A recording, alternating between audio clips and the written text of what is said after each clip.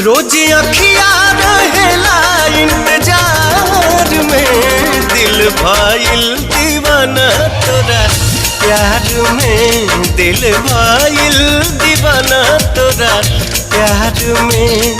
जब से नैना लड़ल बात आगे बढ़ल, जब से नैना लड़ल बात आगे बढ़ल।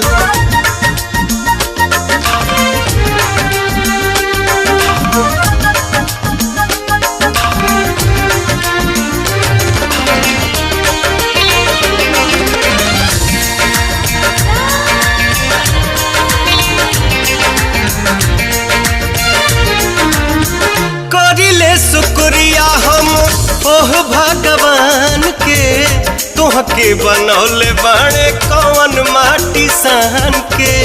दिल में मोहब्बत जगा दिला।